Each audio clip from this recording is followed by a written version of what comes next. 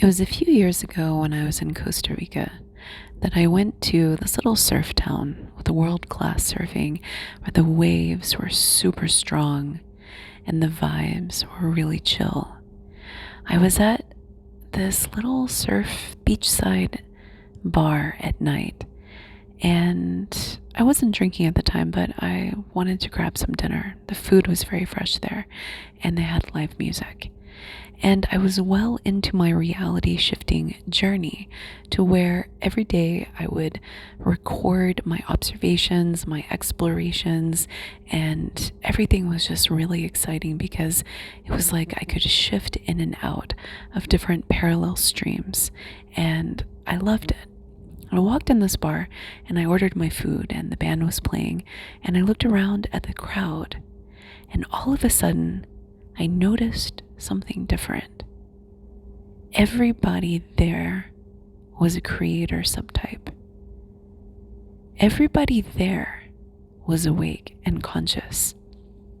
And this was such a shift for me in my perceptual experience that it revealed exactly what my default setting has been entrained to be, which is predominantly that there are far and few awake people around me. Today, when I was out walking, I noticed my default setting where I could just see people and I could see like their routine, their creature comforts. Like, for example, I was walking in the park and there was this little celebration and people were eating pie, and I got this flash of this understanding that this was a highlight of their week and that their world revolved around gatherings like this. And there's nothing wrong with that, right? But it reminded me of the life that I had built to where it was centered around entertainment. It was centered around what restaurants, what movies, what shows, what events we were going to. And there was a certain lacklusterness, an emptiness, a meaninglessness, such that when we didn't have something stimulating, we were bored. And now my life path is very different. I meditate for recreation and I explore the unknown. I talk to the guides. I talk to other people's guides. I inform myself of what is happening in the world behind the scenes. And I am engaged in these otherworldly pleasures, so much so that it's almost disconnected me from things like going to restaurants, although I have started to do that again, but I didn't do that for several years. Now, flashback to the Costa Rican bar. Everybody there was awake. Everybody there was in their power. Everybody there was metaphysical. It was like I had shifted into a reality that was previously unobtainable to me because my default setting has been the 3D material world, that the life that I created and that I trained my perceptual system in. And this is what I want to bring to your attention. Where we train our perceptual system creates the precepts of our cognition.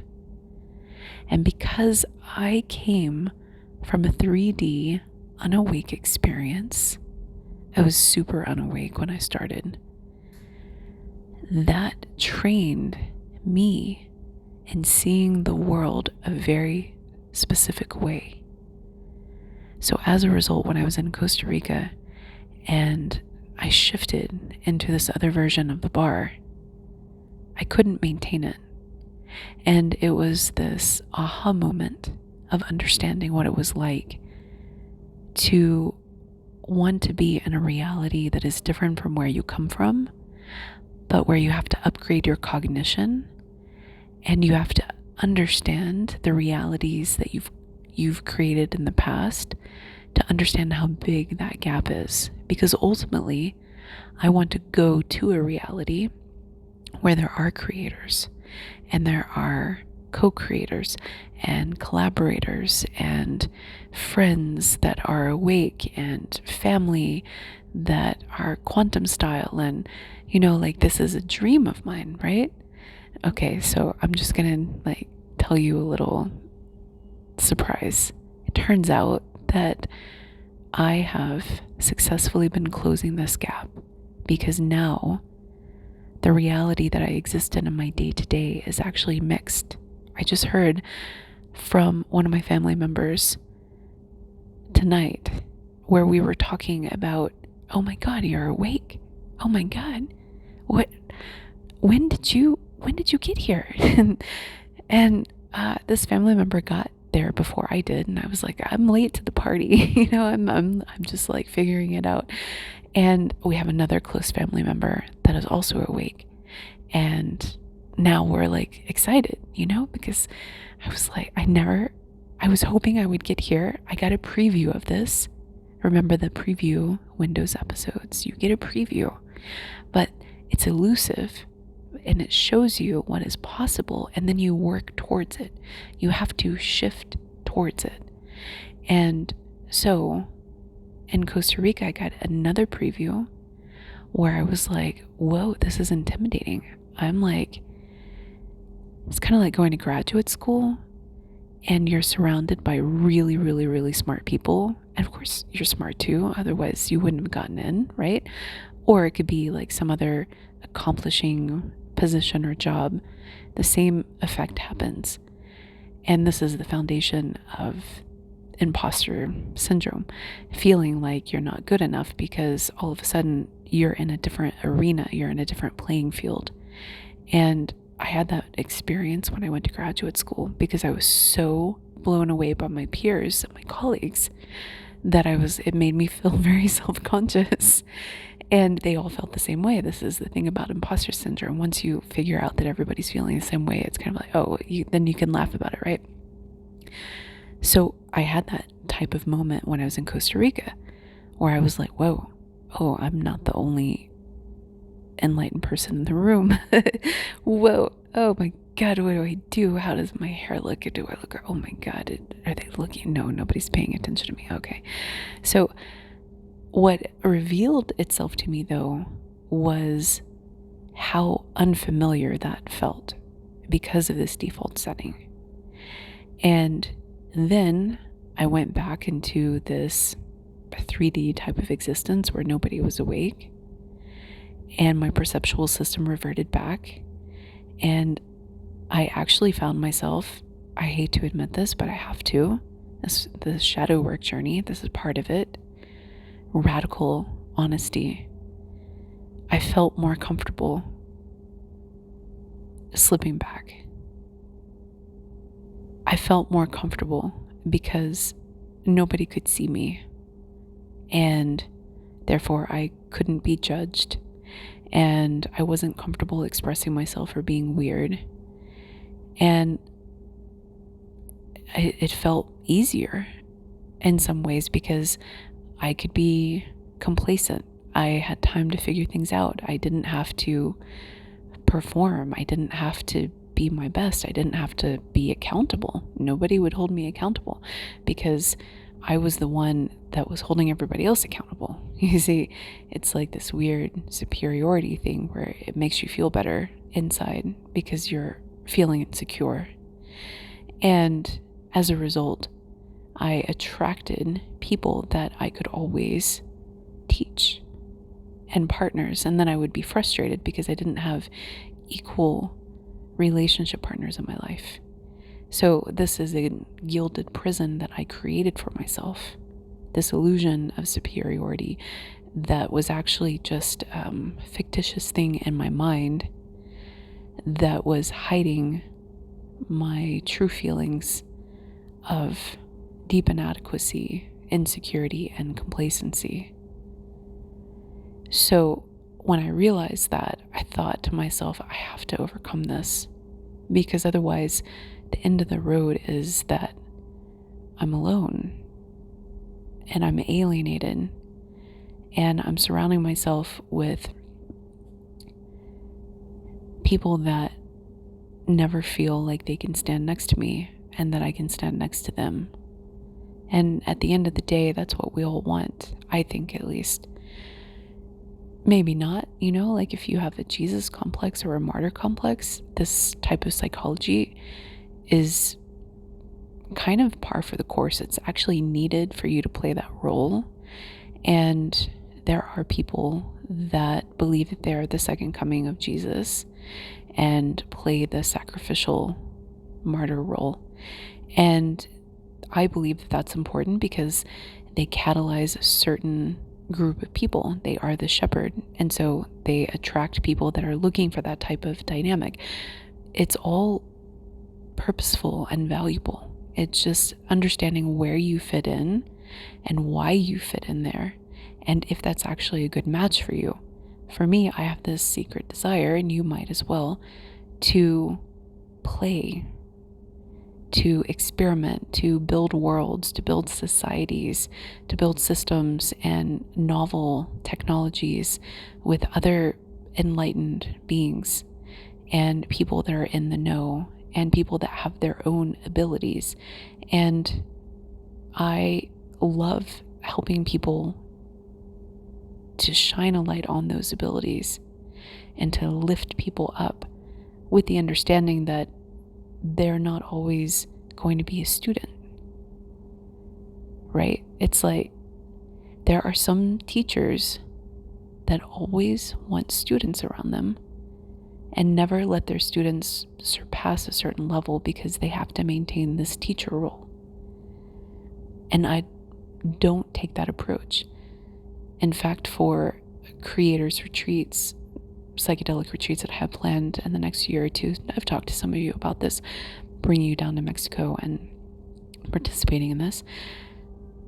The whole concept behind it is that the student becomes the teacher and the teacher becomes a student. So we start off with a round of teachers and we pair up based on this energetic exercise where we serendipitously pick each other. And so we pair up with somebody who teaches us something, and then the next day we reverse it, and then we teach that person. And so it breaks down this hierarchical arrangement that is so common in our society. And again, all systems are needed, right? But understanding where we come from and how that ingrains a default setting and evaluating whether or not that is actually what we want is really, really important. And so by understanding your default setting and your perceptual experience that has been trained by the world, like for example, some people were trained to be racist. Some people still are, like it's kind of weird. I think it's weird, at a certain point of awakening, it seems weird, because like, how do we get to the intergalactic communications and protocols and friendships if we're still hating on each other? And we're so close to the intergalactic doors opening that's kind of embarrassing. I think it's embarrassing when people are racist. And if that is something that is part of humanity, then I think that it needs to be excised as part of a transhumanism upgrade. We should be able to upgrade our cognition once we understand how our cognition is working for us and against us. And at a certain point of our awakening journey, we are super aware of ourselves, of our patterns and our blind spots. Well, that's why we have coaches and friends to help us with the blind spots. But, we understand the person inside, or the person, some people have more than one, and we integrate the parts that we want to keep and we remove the parts that don't serve us, right? It's this whole process of building our higher self. And so as a result, we should be able, once we do understand our default setting, we should be able to say, yeah, I know I have that judgment that is automatic, and I know I have this, but this isn't in alignment with where I'm going and the type of reality that I want to create. It's like, I know I predominantly create realities that are 3D. Now it's more mixed. So also in the park, I saw other awake people, which is great. Like I was like, oh, they look conscious. They look conscious. So it's part of realizing the type of human experience that you have really come from. And there are some people that do tours of duty in lower worlds. And so naturally, they're going to see, I've known a couple people like that, they're going to see a need to fight, to defend, to beat people to the punch. I've known some really, really conscious people that maybe others wouldn't see their consciousness, but I could see their consciousness. I mean, like if you were just taking them at face value and you didn't know about that, if you knew about their reputation, that's a better way to say it. If you knew about their reputation, nobody would think that they were conscious if you were just going by reputation alone.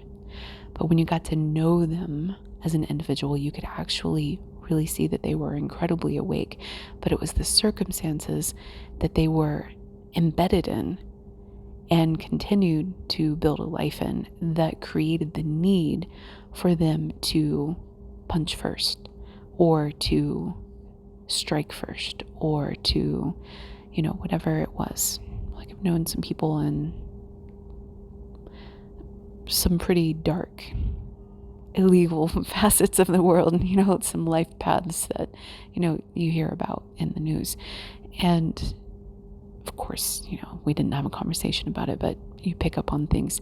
And so as a result, it was interesting to get to see their consciousness operating in different behavior paradigms that maybe some of the love and lighters would like run for the hills. Seriously. So your default experience shapes how you see and evaluate other people automatically.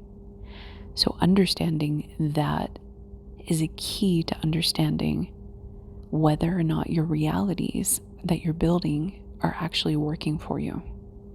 Like there was one person who came from the lower world that was trying to exit, and they were really struggling because they kept seeing everybody as a threat and everybody as, like vicious human beings. Like they had a horrific experience in life, and they were intentionally trying to create something different, and they started attracting a new life. But what happened is that they started behaving towards that new life as though it was the old, and they couldn't see the new life clearly.